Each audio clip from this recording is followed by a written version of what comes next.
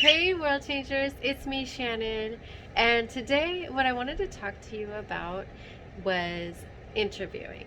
Okay, so one thing I wanted to share with you is that I personally have habits just like we all do, and one of my main habits is saying, um, like, you know what I mean?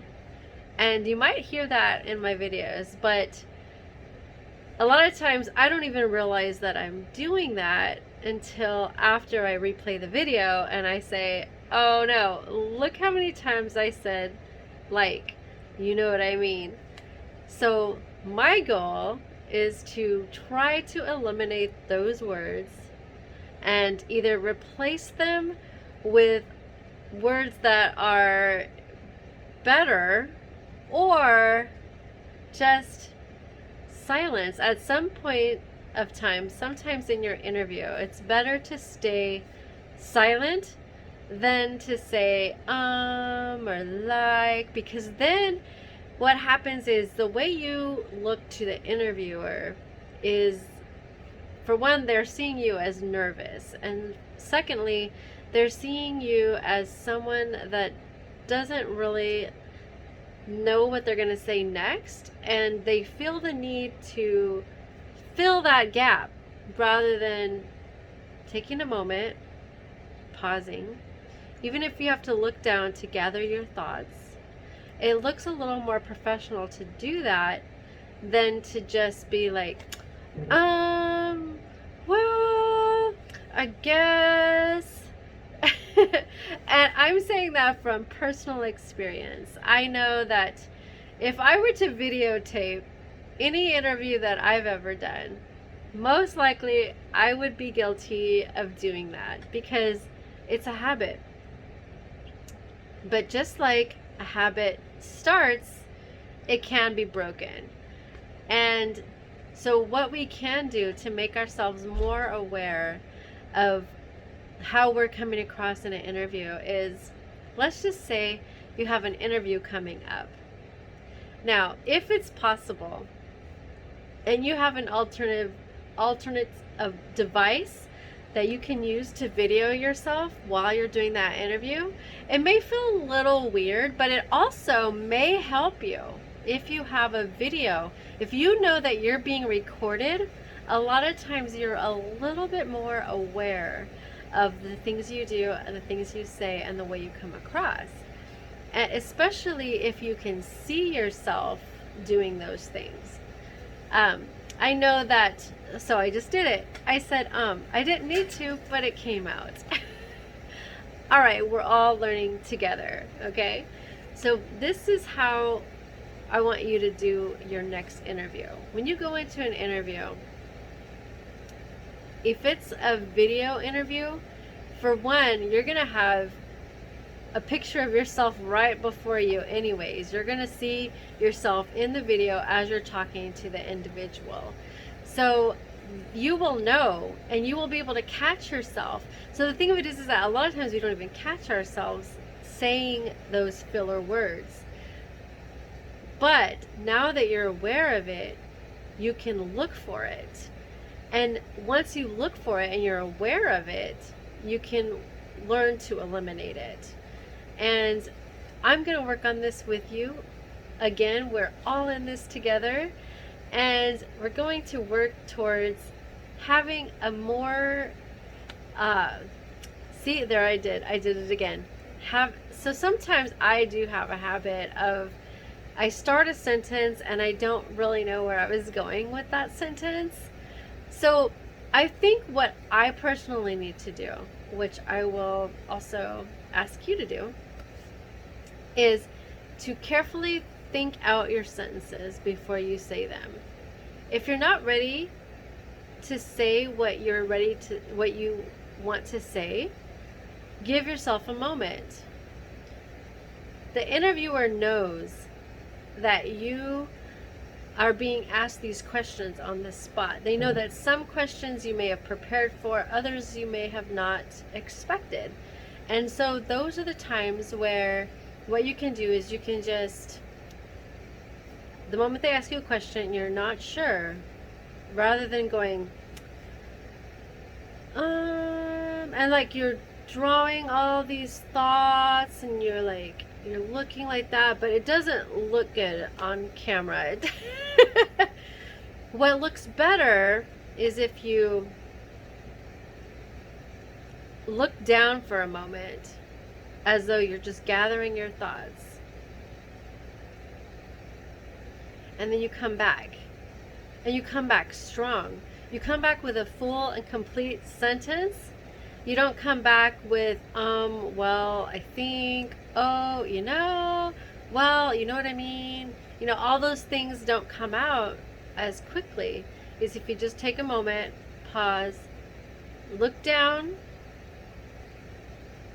and then look up. And then that brings awareness into focus, basically. And they're not going to see that what you did is, yes, you took a moment to pause, but they're not going to notice that you were confused about what you were going to say next, because well, that just looks like you're like trying to find and search anything. When you take that moment and you briefly look down, it's more like, I'm gathering my thoughts, I'm putting my thoughts into action, and now I'm going to bring them out in a powerful way. Okay? So try that next time on your next interview. Refrain from looking up and going like that, because then you just look like a deer in headlights, basically, and it doesn't look good.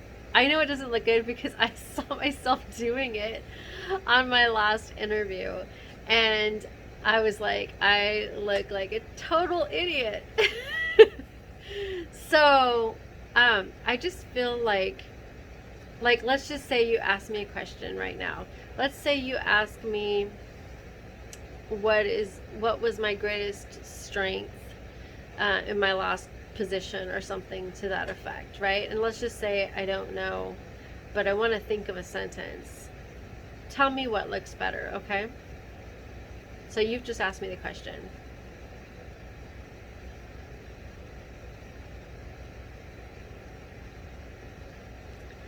I feel that my greatest strength that I developed in the last position that I took was that I became aware of my surroundings. I became aware of the people around me, and I know that a lot of people were going through a hard time during COVID-19, and they were in a position where they felt depressed. A lot of them felt upset. A lot of them were losing loved ones. And instead of just going on with business, I was able to develop empathy and be able to know that, to be on the level of these people and understand where they were coming from, and understand that they needed a moment, that they needed someone to acknowledge that, they were going through a hard time. A lot of them didn't want you to, go on and be telling them all kinds of things to cheer them up. They just wanted you to listen. So I believe that I developed listening skills and empathy at my last position. Okay, so does that look better or does this look better? So you just asked me a question.